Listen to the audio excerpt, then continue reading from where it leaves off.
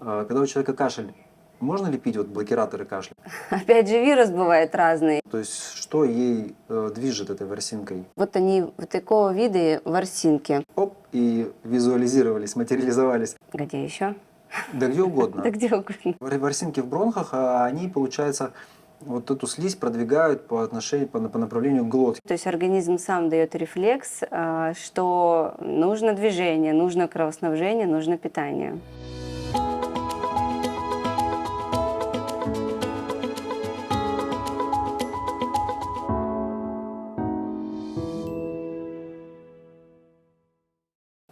Как вылечить кашель при ОРВИ и стоит ли пить блокираторы кашля? Может быть, стоит решить проблему? Об этом поговорим с врачом-терапевтом Богдановой Екатериной Александровной. Меня зовут Александр. Здравствуйте, приветствуем вас на канале Синтезит. Екатерина Александровна, подскажите, пожалуйста, когда у человека кашель, можно ли пить вот блокираторы кашля, вот сироп какие-то специальные? Ну, наверное, не блокираторы, правильнее сказать, а препараты, которые либо способствуют, они делятся же, препараты от кашля, на несколько групп.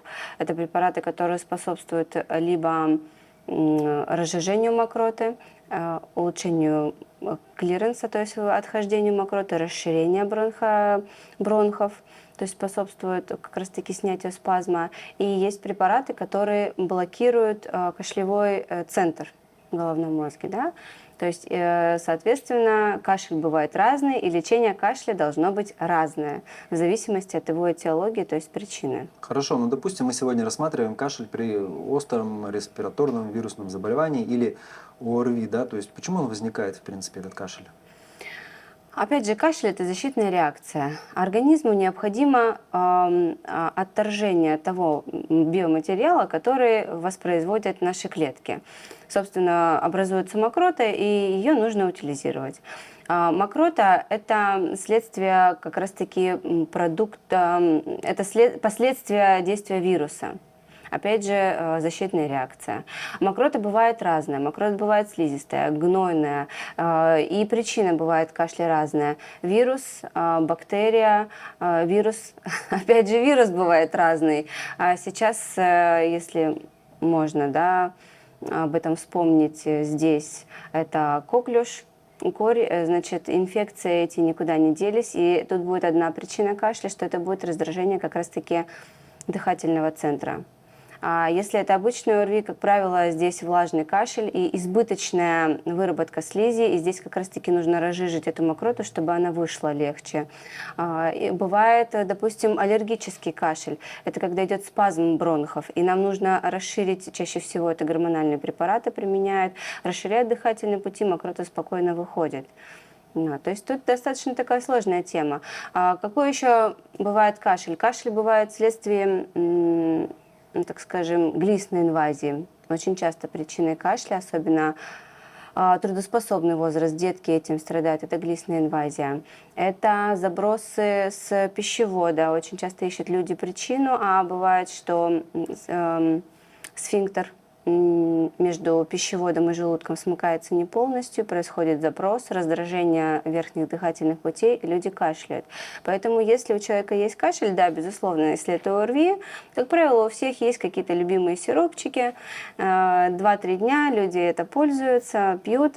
Если не помогает, то, конечно, нужно обратиться к врачу и разобраться с причиной кашля. Угу. Ну, допустим, вот у человека долго кашель, да, я насколько понимаю, что блокираторы пить все-таки не стоит, либо это вот разжижающую мокроту, вот, но если все это не проходит, то почему это может происходить? Давайте посмотрим вот настроение, так сказать, воздухоносных путей в наших бронхах, да, и как вот вы сказали слово мукоцилиарный клиренс, многие из нас не знают. Я насколько понимаю, что в норме у человека вот мокрота вся должна просто выходить без всякого кашля. То есть почему возникает кашель, вот, и при чем тут мукоцилиарный клиренс? Безусловно, кашель может быть. Люди некоторые просыпаются утром, они могут откашлять что-то. Это нормальная реакция организма. У нас происходит самоочищение дыхательных путей. Выходит как и через нос, это как и через ротовую полость. Идет движение ресничек в одном направлении, наверх. Давайте посмотрим на картинки. Если мы будем смотреть под микроскопом, гистологии, мы увидим такую картинку, если окрасить ткани. А если под цифровым, или как он называется, уже я не вспомню, микроскопия, мы видим прям вот они вот такого вида ворсинки, которые находятся в наших дыхательных путях. Ворсинки в бронхах, они, получается, вот эту слизь продвигают по отношению, по направлению к глотке, да, чтобы она, получается, у нас вышла. Да. И она называется мерцательный эпителий. Я когда готовился, я видел, что там 10-20 движений в секунду делает ворсинка, то есть она буквально вот очень быстро колеблется, получается, передвигая вот эту вот. Да, когда при заболевании, острым вирусным заболеванием у человека происходит отек слизистой, тогда и нарушается работа, собственно, выделительная функция, Ворсинок защитная функция, да, этих ворсинок. Они отекают, и, соответственно, они не могут выполнять свою функцию в нормальном полном объеме. И, соответственно, человек начинает кашлять. Угу. А эта ворсинка, она на чем расположена? То есть что ей движет этой ворсинкой? Это эпителиальная клетка. Она находится на клетке. А вот можно показать, вот тут сверху есть там вот. Клетки, бокаловидные клетки, ворсинки. Это, собственно, сама клетка эпителия, подслизистый слой. То есть клетка движет ворсинкой. Если какая-то инфекция или какое-то вот нарушение происходит с клеткой, ворсинка перестает двигаться. Происходит нарушение ее функции. И если много ворсинок перестают двигаться, то человек начинает постоянно страдать кашлем, потому что это как защитная реакция получается. Да, организму нужно откашлять, а функция клеток, так скажем, временно заблокирована, повреждена, и, соответственно, возникает то ощущение, что мы чувствуем, когда мы не можем откашлять. Угу. А если эта клетка умерла, допустим, которая вот руководит ворсинкой, новая клетка на ее месте появляется? Ну, безусловно, мы все регенерируем, постоянно наши клетки обновляются. А эти новые клетки, они из каких клеток появляются? То есть они же не просто там сами такие оп и визуализировались, материализовались. А из каких клеток появляются новые клетки вот этого эпителия, на которых вырастают ворсинки? Все наши клетки новые появляются. Одной из структур это, естественно, стволовые клетки. Вот в эпителии бронхов, да, вот когда вот человек кашляет, в эпителии бронхов эти стволовые клетки также находятся? Находятся. Везде находятся. То есть, если умерла клетка, она появляется из новой стволовой клетки, и бронхи те же самые, насколько я понимаю, чтобы все это произошло, они активно снабжены и капиллярами, и кровеносными сосудами, то есть там какой-то есть слой такой достаточно густой, правильно, насколько я понимаю? Конечно, у нас все слизистые активно, очень активно кровоснабжаются, любую слизистую, будь то ротовая полость, будь то это кишечник, будь то это слизистая, где еще? Да где угодно. Да где угодно. Да. Насколько я знаю, у нас Глаза. сосудов кровеносных нет в роговице, Да, и в некоторых хрящах еще нету. да.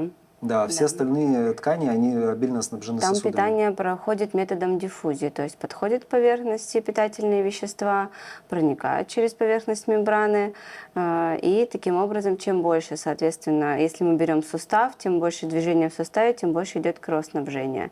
И даже иногда хочется, отвлекаясь от темы, когда мы долго сидим, хочется вытянуть руки, вытянуть ноги, разогнуть спину, то есть организм сам дает рефлекс, что нужно движение, нужно кровоснабжение, нужно питание. Уважаемые зрители, к чему я задавал столько много вопросов, которые связаны с бронхами нашими, связаны с кашлем, да, то есть кашель – это защитная реакция. Если вы кашляете, это значит, что ваши легкие не справляются с самостоятельным выделением вот этой мокроты, с накоплением биоматериала, так сказать, каких-то, может быть, кусочков, маленьких кусочков вот пыли, да, там, токсинов и так далее, фрагментов бактерий, да, в том числе. Вот. Поэтому кашель – это защитная реакция в том числе. Есть кашель, конечно, когда вы просто там что-то вдохнули, и это защитная реакция уже такая чисто вот сиюминутная. Но если вы постоянно кашляете, значит, ваш эпителий, ткань ваших бронхов, она не справляется с выведением мокроты. Не справляется она по тем причинам, по которым мы уже сегодня неоднократно сказали. То есть снижается функциональность вот этих ворсинок мерцательного эпителия, которые очень быстро-быстро колеблются и подталкивают снизу вверх вот эту вот мокроту, чтобы вывести ее из организма. Это они могут не справляться. Почему? Потому что часть из них могла отмереть, из этих ворсинок, допустим. Часть клеток могла отмереть. Это могло произойти почему? Потому что, допустим, какой-то вирус нарушил, к примеру, функционирование самой клетки, то есть клетка сама уже не функционирует.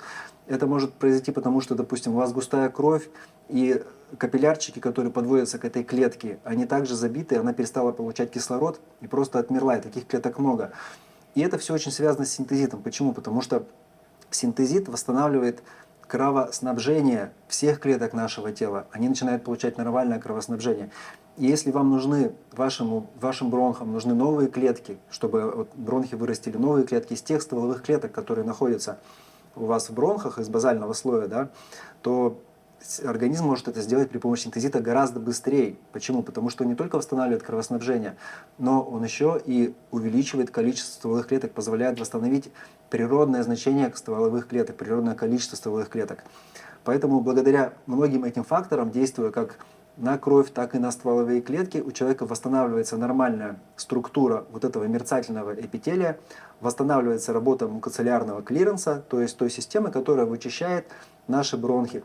Люди просто перестают кашлять. То есть это уже многократно замечено на протяжении нескольких последних лет. Поэтому, уважаемые зрители, конечно же, если вы переболели известным заболеванием или просто у вас был какой-то вирус, какой-то ОРВИ, вы постоянно кашляете или вы еще болеете, используйте синтезит. Он поможет вам быстро убрать все негативные последствия, негативные симптомы и справиться именно на базовом уровне, на самом фундаментальном уровне, нивелировав именно предпосылки к возникновению этих симптомов, а не просто блокируя эти симптомы. С вами был Александр, Екатерина Богданова. Всего хорошего, до свидания.